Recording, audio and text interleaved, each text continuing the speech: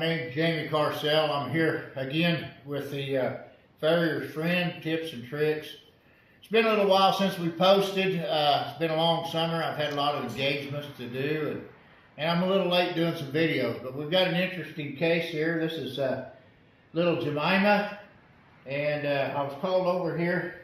This is actually a personal friend of mine's horse, and her name is Bree. And this horse was fine one day. Next day, it just come out completely lame. She went and had it x-rayed, and it has a broken coffin bone and a pretty good marginal fracture at the end of the tip of P3. But the coffin bone is fractured pretty good.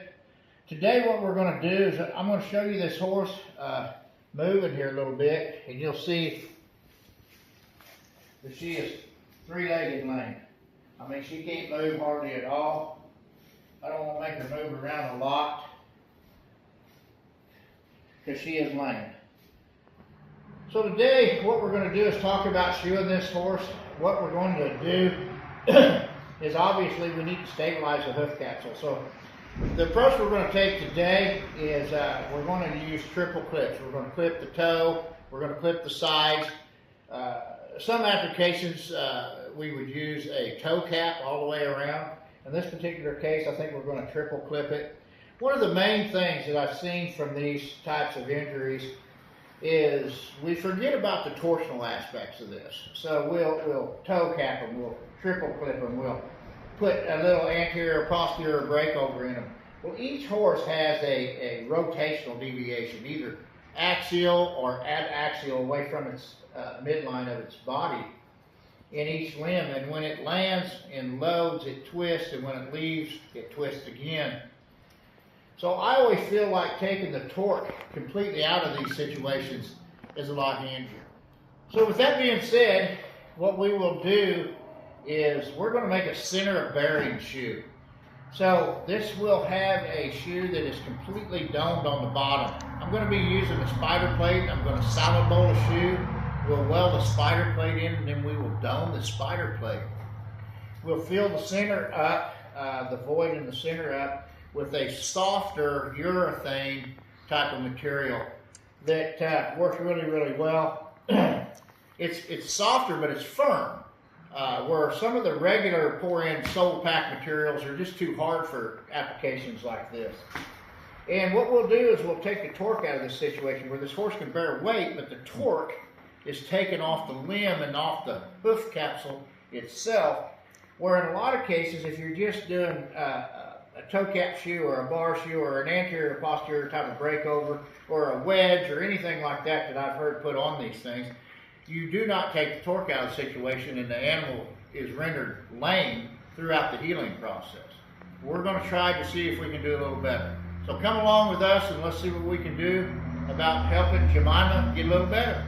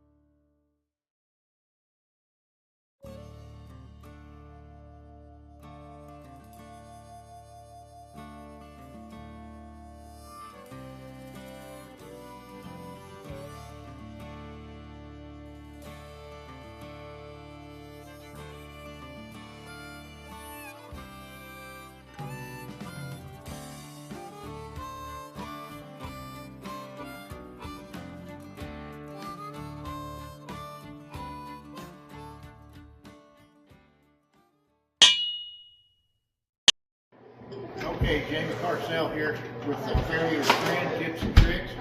We're doing a follow-up video on little Jamima here.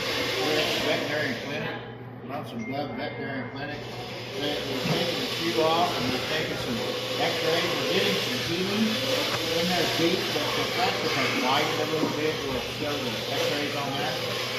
And we'll show the process of shoeing their hand. But this is a hot shoe right now. And I'm going to watch, I want you to watch her move without the shoe right now. She's quite a bit sounding.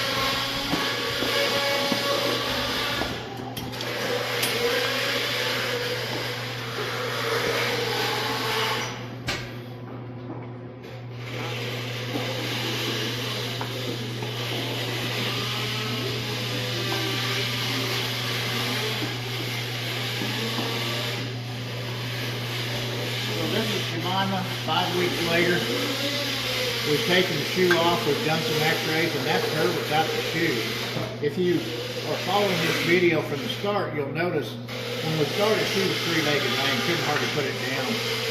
This is 5 weeks later, triple clips. We've had a spider plate bubble shoe on the bottom, center weight-bearing shoe, and it significantly helped her. So we are in the healing process. We're going to shoe her today, and we'll keep you all posted. Thank you.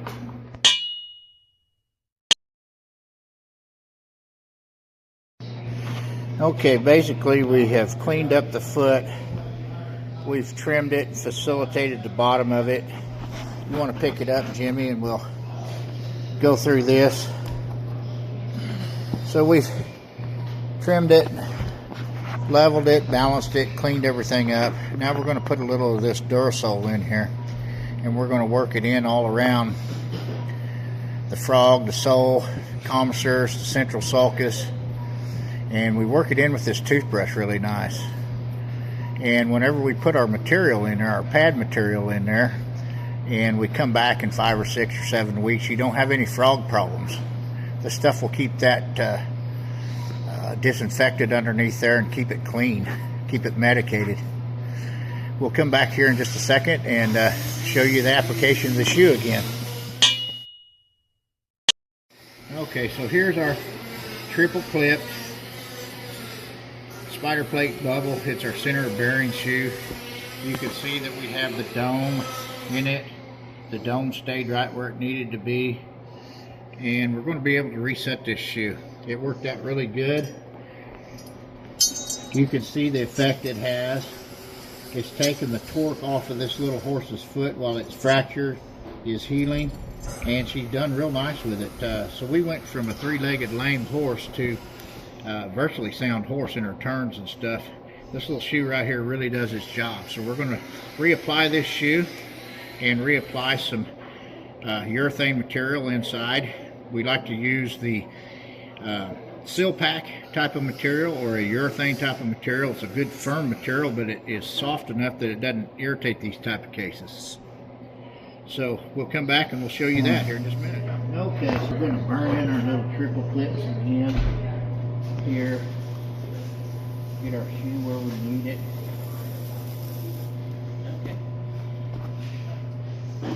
Check our clip fits.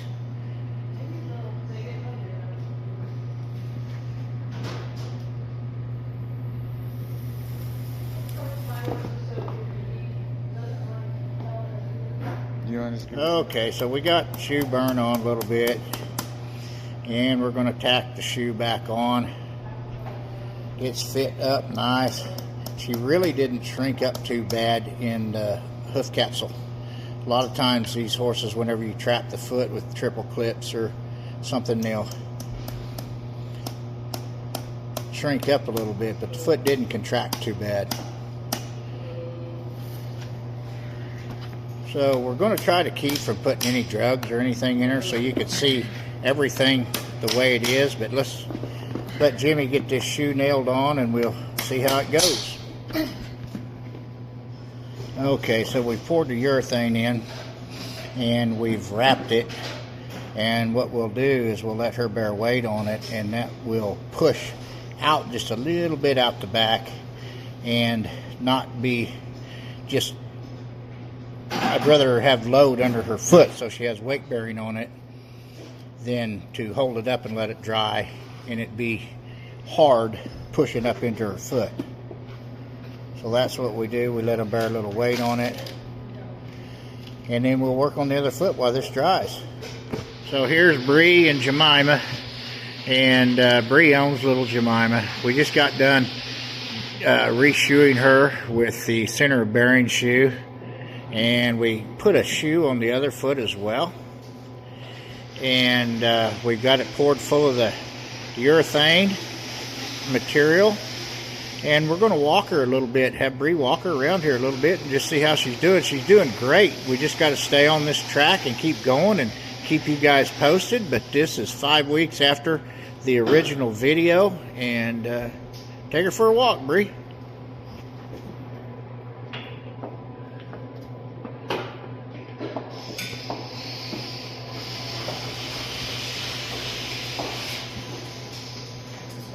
This is pretty good for 5 weeks and a completely fractured coffin bone. And we will show you the pictures of the fresh x-rays that we took today.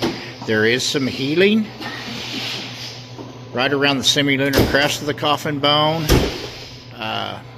The marginal fracture is still there, but we're just going to keep going. We're on the right track. We've got this little horse feeling better. We've done everything we needed to do for her. And let's keep Jamima happy.